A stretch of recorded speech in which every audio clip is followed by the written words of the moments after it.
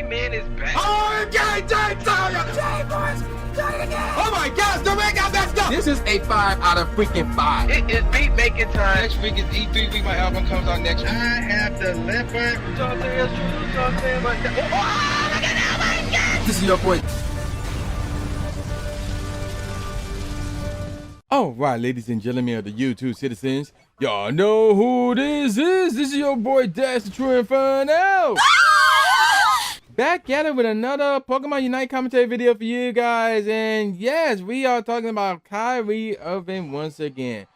But not in a negative way, not this time around. Not because he did something dumb or refused to do something that he should have done, or whatever the case may be. No. This is about free agency. So the main topic going into this week was whether or not Kyrie was going to stay in Brooklyn or go to another squad. And he actually gave, teams, list of teams that he would not mind going to. So if I can recall those teams, they were the New York Knicks, the Dallas Mavericks, the Miami Heat, the Los Angeles Lakers, and the Clippers. And there was one more team. The Philadelphia 76ers, I remember. So out of all those teams, I truly believe that in terms of what squad makes the most sense, not just for himself, but for that respective team, it was New York and the Lakers, in my opinion. But I'm not going to get into why, because of what happened afterwards. So out of all those teams he named, the report was that there was only one team that were actually interested in bringing in Kyrie, and that team was the Los Angeles Lakers. So now we're like, well, wait a minute. Could this happen? Like, could we see Kyrie go to the Lakers, whatever the case may be? But instead, he ended up exercising his player option to return for this upcoming season, the 2022-2023 season, instead of leaving via free agency this summer. So now the question is, what's next? So what happens from here? So that means that Kyrie will play his final year of his contract with the Brooklyn Nets. And then in the middle of that, or once that contract is up, or once that season is over, then he can either try and negotiate a new contract with the Brooklyn Nets, or if he don't like what he gets, he could probably go to another team. And that's where the Lakers would come to play, because the Lakers would be down to try again him. So do I ultimately believe that he made the right move or going back to Brooklyn? I mean, I think so. Especially, but no, that's not I think so. You know what? Now that I think about it real quickly, yeah, he made the correct move.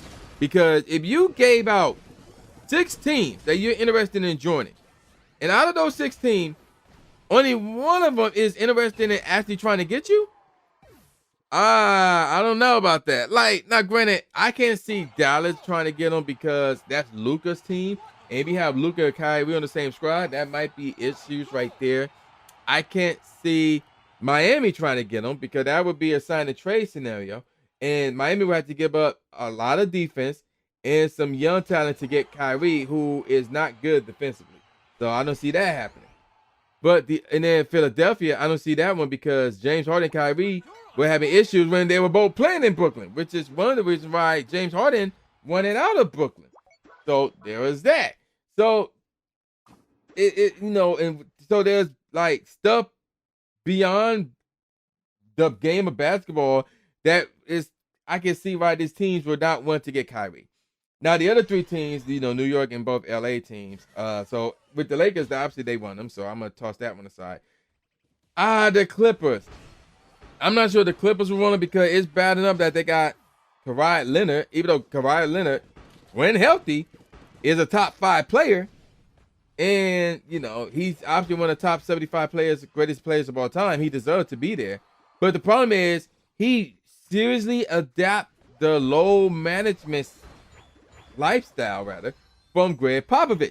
And my theory is he is teaching that lifestyle to Paul George.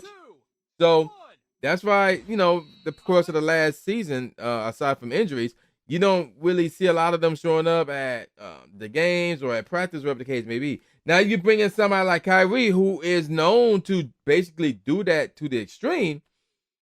That won't be good, where your top 3 superstars are engaging in serious low management. So I can't see that either. And then now I'm kind of shocked that New York isn't trying to get him. I guess New York is going in a different direction. They are, because they're giving up the farm to try to get this one guy and sign him to a crazy max deal. So there's that. But it's still saying something when out of the 6 teams you name, only one is interested in trying to get you. So if Kyrie seriously do want to leave Brooklyn, he should stay for one more year and actually show up and play. You know, get along with the coaching staff in terms of, like, if they schedule practice, you'll be there and you show up. Now, it's one thing if they schedule a practice and then you show up, you engage in the practice, you do your thing at practice, and then immediately after practice is over, you do an additional practice. That's different because you put in extra work. You can't fault him for that.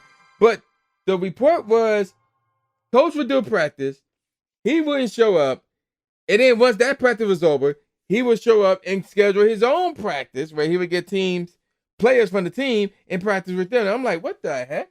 So that can't happen. None of that crap can't happen.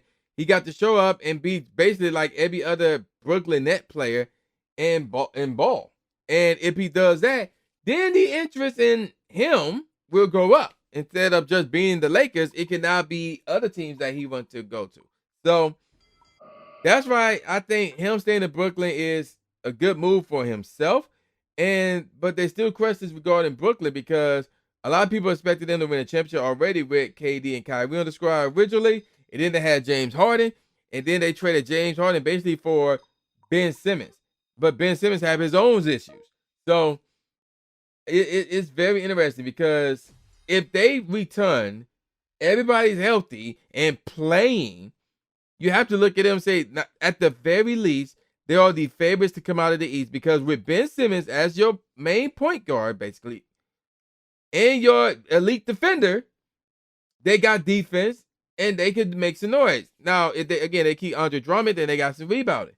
And yeah, then they could be like, yo, you know what? They might go to the finals. They might win the whole thing. But if they don't have that, then it's like, okay, they might compete in the East because we saw what happened last season. They got swept in the first round and they were in the playing game, by the way.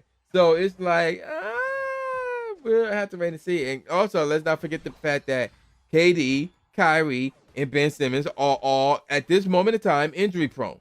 All 3 of them are injury prone. So you can't forget that as well. So it's going to be very interesting to see what happens with free agency. On a slightly off topic, I like what the Pistons are doing. They are getting a lot of assets, a lot of young assets, and they got some money to get like one major guy. Not necessarily a major superstar, but somebody who could be a superstar. So to basically pair alongside with the young talent that they got. So I'm really excited to see what happens with Detroit this upcoming season and with, for our free agency. So there's that. And I'm going to call it a wrap. And with all that said, y'all know who this is. This is boy New Jack Gatsby, a.k.a. the new Stephen A. Smith, saying peace out, y'all, and I'll see y'all next time. Yeah.